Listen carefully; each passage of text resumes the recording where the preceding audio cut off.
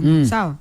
Hatukuwahi kuwa na huo utamaduni wa kupenda kwenda kutafuta maisha nje. Kwa hiyo tayari imeshatuathiri mpaka kwa wachezaji wetu kwa hiki kipindi. Sababu mtu anafikiria niende nje, kwanza sijui Kiingereza. Labda let's say natakiwa katika nchi ambayo wanazungumza Kiingereza. Sijui Kiingereza au nahitajika labda Uarabuni huko. Sijui Kiarabu. Kwa sababu hiyo inatoa mifano ya baadhi ya wachezaji ambao walishawahi kutakiwa kwenye hizo nchi nikawasikia sababu zao za kwa nini hawakutaka kwenda kule.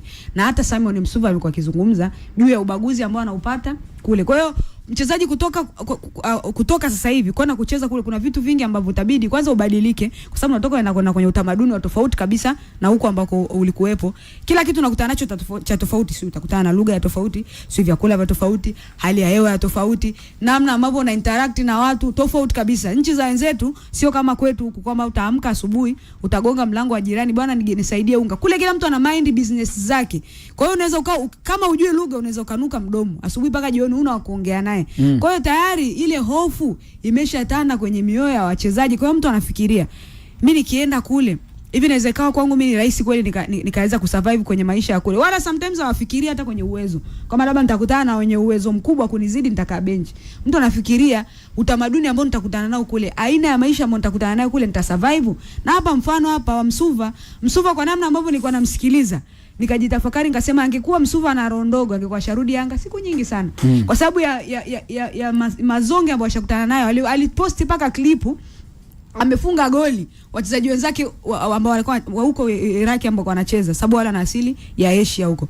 Kafunga goli watu hawamshangilii kwa sababu kwa nini afunge yeye mweusi? Kwa nini tusifunge sisi? Kwa hiyo kule kuna utamaduni na mazingira tofauti kabisa ambayo yanawezekana sasa ni sababu moja wapo ambayo inachangia wachezaji kutoka. Lakini kwa hapa tulipofikia sasa hivi tuko 2026, vitu vingi sasa vimebadilika. Sasa kutokana na hiyo athari imefikia sehemu wachezaji wanaridhika kwamba mimi sasa hivi labda nimecheza Simba na Yanga, nimemiliki labda na crown yangu, sio na haria yangu, nimejenga nyumba, tayari nina simu yangu sio iPhone 17. Kitu gani kingine ambacho nakihitaji? Kwa sababu ya nini? Ya kuridhika. Sasa mtu anaona kwa nini siendelee kubaki hapa kama hicho kitu ambacho nitakipata huko nje hata hapa nina uwezo wa kukipata. Mfano angalia Mzize ofa ambayo Yanga walimwekea inazungumzwa kwamba alipo mshahara almost milioni 40. Kwa mtu anafikiria hivi niende nikaanze kujitafuta huko Libya wakati hapa Yanga wananiofa mimi kiasi cha hela ambacho kinaweza kikawa kinatosha. Ndio yani hicho sasa nilichokizungumza ni kinachozungumzwa. Hayo ya kupewa anajua yeye Mzize pamoja na uongozi mwenyewe wa Young Africans. Kwa hiyo hii inabakia kwa hawa wachezaji wenyewe kwa hiki kipindi ambapo mimi huwa ni mtu ambaye huwa napenda sana kuangalia sababu ya kitu. Huwa sipendi sana kumhukumu mtu. Kwa mfano Eben, ukiangalia kwa wengi kwa wakala wa kimataifa, labda ukiangalia kwa Tanzania kwa jinsi wachezaji wanavyocheza hivi sasa, kuna mchezaji yote unasema kwamba ni Ulaya material, mchezaji wa Ulaya ambaye anaweza ukamchukua labda ukampeleka labda ligi kuu ya Ubelgiji, ukampeleka ligi kuu ya Ufaransa? Wapo kwa Tanzania. Kwa Tanzania wapo kama nani? Kina Fei wapo. Fei unaweza kumpeleka ligi gani akacheza? Belgium anacheza, South Africa, hata ligi ya Uturuki kina Dickson Job hawa. Na hata hapo Eben, kabla tujataja mifano ya wachezaji wakubwa kina Fei, hawa wachezaji ambao tunaona sasa hivi wanafanya vizuri duniani, hawa sio kina Vini, sio kina Richarlison, sio kina Paqueta, kina Martinelli, wakati wanaenda kujitafuta walikuwa hawa wametengenezwa. Kwa hiyo tunaweza tukatoa wachezaji hapa wakaenda kutengenezwa, tusikimbilie tu kwenda kuanza, kwa sababu hata wachezaji wakubwa tunawataja duniani hawakutoka huko kwa Brazil, Colombia wakaenda kuanza moja kwa moja timu kubwa. Haikuwa hivyo. Unafikiri kuna siku tutakaa kama taifa tutamlaumu mtu? Kwa sababu leo kuna baadhi ya watu wanamlaumu kama Ronamosh Boban kwamba alikuwa na njia nzuri sana ya kupita, kwa sababu ile timu ambayo alikuwa anaenda pengine ingekuwa ni soko lake la dunia kumuona. Kuna siku kama taifa tutakaa na kumlaumu Faisal kwa nini aondoke Tanzania?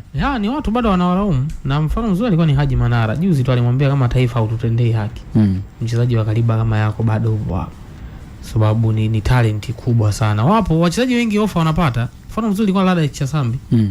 Vijana wadogo wengi, Lada Chasambi inaelezwa alikataa ofa kwenda Ulaya akachagua kwenda Simba.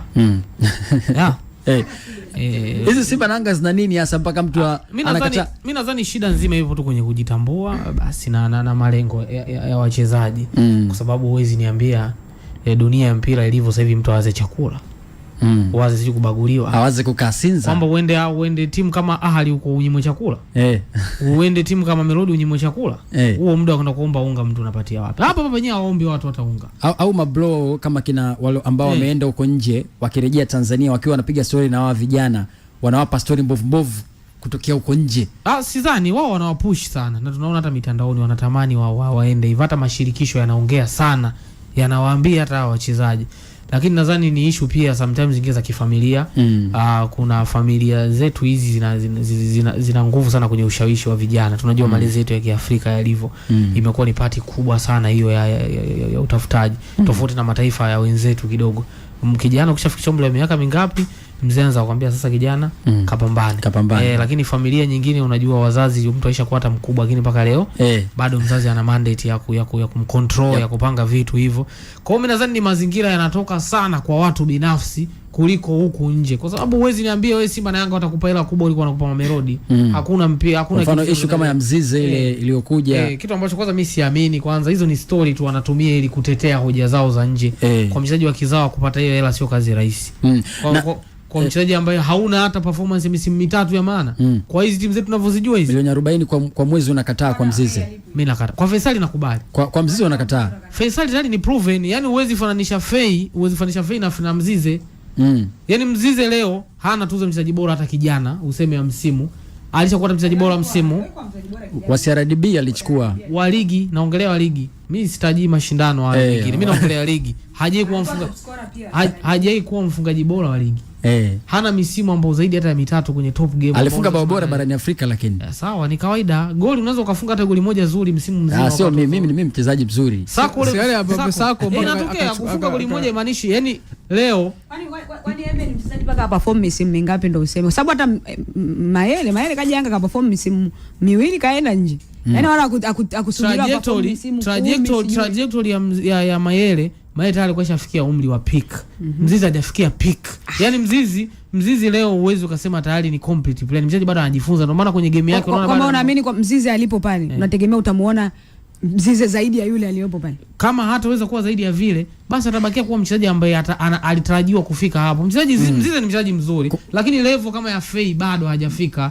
Kwanza tunamkosea heshima Faisal kufanisha na Mzizi. Ni dharau hizo. Yaani anazungumza kwa uchungu sana. Kwa sababu mchezaji ambaye amesha prove ligi zaidi ya misimu mitano, sio hata mmoja.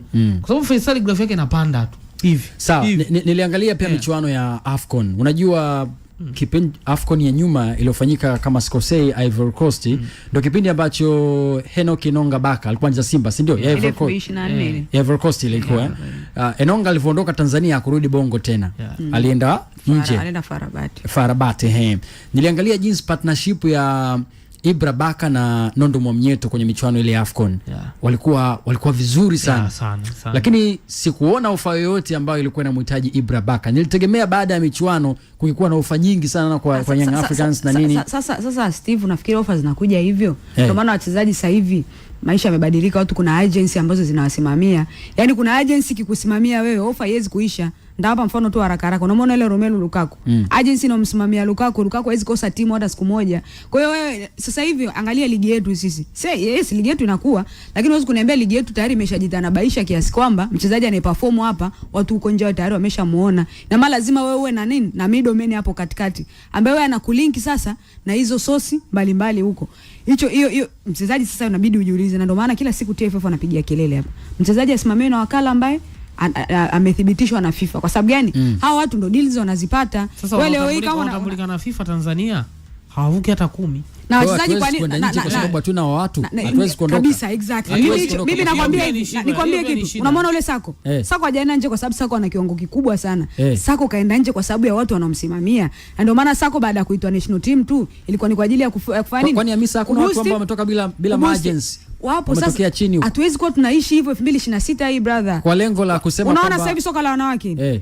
Ipo agency ambayo inasimamia watoto wa kike wengi sana na inawasaidia wanatoka sasa hivi nje. Wengi wao kina Violet Nicholas sijui wanaenda. Kwa nini inakuwa rahisi hivyo? Kwa sababu tayari wako na watu ambao wanawasimamia ambao ni rahisi wao kwa linki huko. Yaani Steve tuko 2026 huwezi kusema mimi nacheza paka nisubiri watu watakayekuja kuniona. Inaweza kuwa bahati muda huu haipo kwako. Kwa nini usiishi kwenye vitu ambavyo ni valid? Yaani uko na agency ambayo inakusimamia. Achana na mawakala mawinga, na sababu ya wachezaji wetu kutokutaka kuachana ama winga ni gharama, kwa sababu kusimamiwa na agency kuna kiasi cha fedha ambacho inabidi ukilipe. Wachezaji wetu hawataki hiyo. Mtu anaona nilipe kiasi fulani, mlipe huko kiasi fulani, si kwa mwezi, kwa mwaka. Hapana, acha mimi nisimamie na mjomba wangu. Sasa huyo mjomba wako atapata lini offer awe kwenda kucheza kufanya trial Sweden huko, atapata lini offer awe kucheza Slovakia huko, ambao utaishia kucheza hapa hapa. Kwa hiyo hicho kitu lazima wachezaji wabadilike, na TFF kila siku inapigia kelele. Steve, wewe huwezi kuwa unasimamiwa na mjomba wako afu unasema mimi nitapata tu offer. Utaipatia wapi? Utacheza nje kaka, utaishia hapa hapa. Bana, taarifa za usajili kwa Tanzania, nimeona Bakari Msimu ametua ndani ya Simba Sports Club. Wakati tunazungumza kwamba hizo timu ni ngumu,